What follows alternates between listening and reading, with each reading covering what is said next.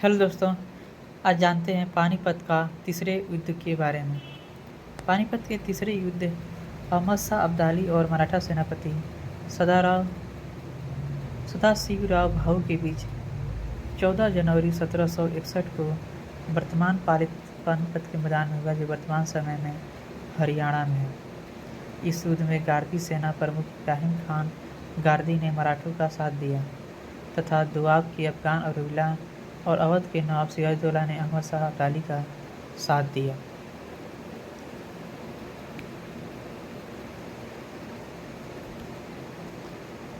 मुगल साम्राज्य का अंत 1737 से लेकर 1857 में शुरू हो गया था, जब मुगलों के ज़्यादातर भूभागों पर मराठों का आधिपत्य हो गया था। 1739 में नादिर शाह ने भारत पर आक्रमण किया और दिल्ली को पूर्ण रूप से नष्ट कर दिया। 1757 ईस्वी में रघुनाथ राव ने दिल्ली पर आक्रमण कर दुरानी को वापस अफगानिस्तान लौटाने के लिए विवश कर दिया। तत्पश्चात उन्होंने अटक और पेशावर पर भी अपने थाने लगा दिए। अहमद शाह दुरानी को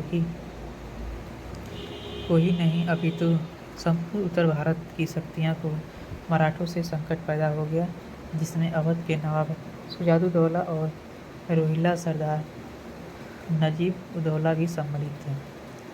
अहमद शाह दुरानी, जो कि दुरानी साम्राज्य का संस्थापक था और 1747 में राज्य का सुल्तान बना था, सभी ने अहमद शाह को भारत में आने का न्योता दिया।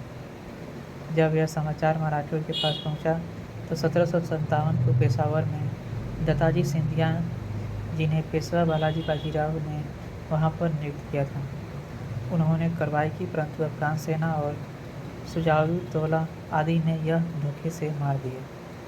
उस वक्त सदाशिवराव भाऊ, जो कि पानीपत के युद्ध के नायक थे, उदयगिरी में थे, जहाँ पर उन्होंने 1759 में निजाम की सेनाओं को हराया था, जिसके बाद उनके सर्व में काफ़ी वृद्धि हुई और वह मराठा साम्राज्य की सबसे ताकतवर सेनापति में गिने जाने लगे। इसलिए बालाजी बाजीराव ने अहमद शाह से लड़ने के लिए भी उन्हें नहीं चुना। सदाशिवराव भाऊ अपनी समस्त सेना को उदगीर से लेकर सीधे दिल्ली की ओर रवाना हो गए, जहां वे लोग 1760 ईस्वी में दिल्ली पहुंचे। उस वक्त अहमद शाह अब्दाली दिल्ली पार करके अनूप शहर यानी दोआब में पहुंच चुका था और वहां उसने अवध के नवाब सिराजउद्दौला और रोहिल्ला सरदार नजीबउद्दौला ने उसको रसद पहुंचाने का काम किया। इधर जब मराठे दिल्ली में पहुंचे तो उन्होंने लाल किला जीत लिया, जिसके बाद उन्होंने कुंजपुरा के किले पर हमला कर दिया। कुंजपुरा में अफगान को पूरी तरह तबाह करके उनसे सभी सामान और खाने पीने की आपूर्ति मराठों को हो गई। मराठों ने लाल किले की चांदी की चादर को भी पिघलाकर उससे भी धन अर्जित कर लिया। उस वक्त मराठों के पास उत्तर भारत में दिल्ली ही धन पूर्ति का एकमात्र साधन थे, परंतु बाद में अब्दाली को रोकने के लिए यमुना नदी के पहले उन्होंने एक सेना तैयार की थी, परंतु अहमद शाह ने नदी पार कर ली। अक्टूबर के महीने में और किसी गद्दारी की वजह से मराठों की वास्तविक जगह और स्थिति का पता लगाने में सफल रहा।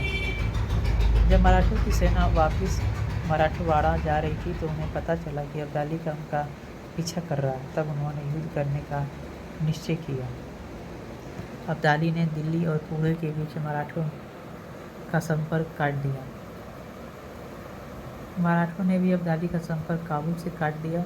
इस तरह तय हो गया था कि जिस भी सेना को पूर्ण रूप से अन्न जल की आपूर्ति होती रहेगी वो युद्ध जीत जाएगा। करीब 1.5 महीने की मोर्चाबंदी के बाद 14 जनवरी 1761 को बुधवार के दिन सुबह 8 बजे ये दोनों सेनाएं आमने सामने युद्ध के लिए आई। मराठों को रसद की आमद हो नहीं रही थी और उनकी सेना में भुखमरी फैलती जा रही थी, परंतु अहमद शाह को अवध और रुहेलखंड से रसद की आपूर्ति हो रही थी। विश्वास राय को करीब 1 से 2.5 के बीच एक गोली शरीर पर लगी और वह गोली इतिहास को परिवर्तन करने वाली साबित हुई। जब सदाशिवराव भाऊ अपने हाथी से उतरकर विश्वास राय को देखने के लिए मैदान पहुंचे तो उन्होंने विश्वास राय को मृत पाया। इधर जब बाकी मराठा सरदारों ने देखा कि सदाशिवराव भाऊ अपने हाथी पर नहीं है तो पूरी सेना में हड़कंप मच गया, जिससे सेना की कमान न होने के कारण पूरी सेना में अफरा-तफरी मच गई और सारे सैनिक भागने लगे। इसी भगदड़ में कई सैनिक वीरगति को प्राप्त हुए, परंतु भावी सतासीवराव अपनी अंतिम श्वास तक लड़ते रहे। इस युद्ध में शाम तक आते-आते पूरी मराठा सेना खत्म हो गई। अब्दाली ने इस मौके का एक सबसे अच्छा मौका समझा और 15,000 सैनिक जो आरक्षित थे उनको युद्ध के लिए भेज दिया और उन 15,000 सैनिकों ने बचे-खुचे मराठा सैनिक जो सदाशिवराव के नेतृत्व में थे उनको खत्म कर दिया। मल्हार राव होलकर वहां से पेशवा के वचन के कारण साथ गई 20 मराठा स्त्रियों को युद्ध से सुरक्षित बड़ी कूटनीति से निकाल कर लाए। सिंधिया और नाना फडणवीस भी वहां से भाग निकले। उनके अलावा और कई महान सरदार जैसे विश्वासराव पेशवा, सदाशिवराव भाऊ तथा जैनापुरी सिंधिया भी इस युद्ध में मारे गए। इब्राहिम खान गारदी जो कि मराठा तोप खाने की कमान संभाले हुए था, उनकी भी इस युद्ध में बहुत बुरी तरीके से मौत हो गई और कई दिनों तक सदाशिवराव भाऊ और विश्वासराव का सही शरीर मिला। मराठा वास्तव में बहुत महान थे। इसके साथ 40,000 तीर्थयात्रियों जो मराठा सेना के साथ उत्तर भारत की तरफ निकलने के लिए निकले थे, उनको पकड़कर उनका कत्लेआम करवा दिया। पानी पिला कर उनका वध कर दिया और 1 लाख से ज़्यादा लोग युद्ध में मारे गए। यह बात जब पुणे पहुंची तब बालाजी बाजीराव ने गुस्से का ठिकाना नहीं रहा और बहुत बड़ी सेना लेकर पानीपत की ओर चल पड़े। जब मोहम्मद शाह दुरानी को यह खबर लगी तो उसने खुद को रोक लेना ही समझा, क्योंकि उसकी सेना में भी हजारों का नुकसान हो चुका था और वह सेना जो अभी नहीं लड़ सकती थी। इसलिए उसने 10 फरवरी 1761 को पेशवा को पत्र लिखा कि मैं जीत गया हूँ, लेकिन दिल्ली की गद्दी नहीं लूँगा, आप ही दिल्ली पर राज करे, मैं वापस जा रहा हूँ। अब्दाली का भेजा पत्र बालाजी बाजीराव ने पत्र पढ़ा और वापस पुणे लौट गए, परंतु थोड़े ही में ही 23 जून 1761 को मानसिक अवसाद के कारण उनकी मृत्यु हुई, क्योंकि इस युद्ध में उन्होंने अपना पुत्र और कई मराठा सरदारों को खो दिया था। 1761 में माधवराव द्वितीय पेशवा बने और उन्होंने महादाजी सिंधिया और नाना फडणवीस की सहायता से उत्तर भारत में अपना प्रभाव फिर से जमा लिया। 1761 से 1772 तक उन्होंने वापस रोहिलखंड पर आक्रमण किया और नजीब-उद-दौला पुत्र को भयानक रूप से पराजित किया। इस युद्ध में मराठी ने पूरे रोहिलखंड को ध्वस्त कर दिया था तथा नजीब-उद-दौला कब्र की भी तोड़ दिया।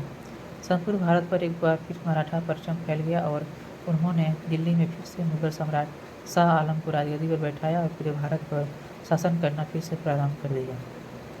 महादाजी सिंधिया और नाना फडणवीस का मराठा पुनरुत्थान में बहुत बड़ा योगदान है और माधवराव पेशवा की वजह से ही यह सब हो सका। इस प्रकार मराठा साम्राज्य का पुनरुत्थान हुआ और कालांतर में मराठों ने ब्रिटिश को पराजित किया और सलाबाई की संधि की।